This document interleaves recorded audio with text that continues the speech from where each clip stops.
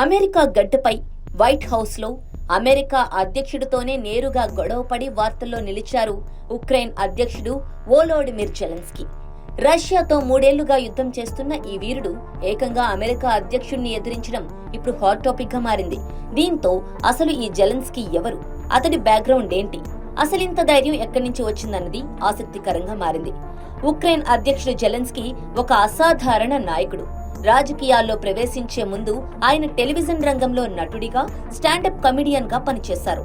1978లో జన్మించిన జెలెన్స్కీ యూదు మతానికి చెందినవారు. ఆయన కుటుంబం హోలోకాస్ట్ సమయంలో జర్మనీలో నాజీల చేతిలో తీవ్రంగా నష్టపోయింది. అయితే జీవితం ఆయనకు మరో కొత్త మార్గాన్ని చూపించింది. జెలెన్స్కీ 2018లో అవినీతికి వ్యతిరేకంగా పెద్ద క్యాంపెయిన్ ప్రారంభించారు. ప్రజలకు సమగ్ర పరిపాలన అందించాలనే లక్ష్యంతో సర్వెంట్ ఆఫ్ ద పీపుల్ అనే రాజకీయ పార్టీని స్థాపించారు. 2019లో జరిగిన అధ్యక్ష ఎన్నికల్లో ఆయన ఘన విజయం సాధించి ఉక్రెయిన్ అధ్యక్షుడిగా ఎన్నికయ్యారు. రాజ్యాంగాన్ని మారుస్తానని, అవినీతిని నిర్మూలిస్తానని ప్రజలకు హామీ ఇచ్చారు. అయితే జెలెన్స్కీ సంపద గురించి కూడా గత కొంతకాలంగా చర్చ జరుగుతూనే ఉంది. ఆయన ఆస్తి 260 కోట్ల రూపాయలకు పైగా ఉందని సమాచారం.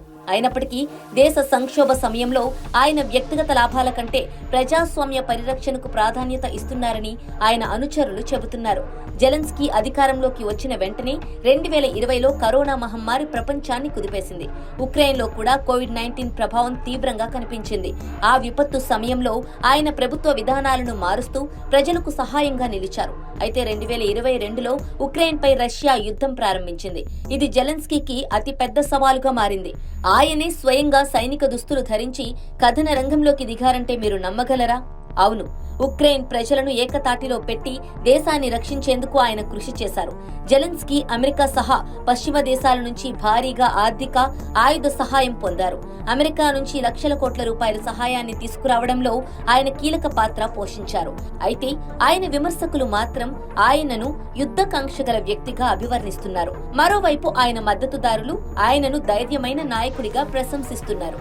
అమెరికా అధ్యక్షుడితో వివాదానికి కూడా వెనుకాడని ధైర్యం, ప్రజల కోసం పనిచేయాలనే నిబద్ధత జెలెన్స్కీని ప్రత్యేక నాయకుడిగా నిలబెట్టాయి. ఉక్రెయిన్ ప్రజలు ఆయన నాయకత్వాన్ని విశ్వసిస్తున్నారు.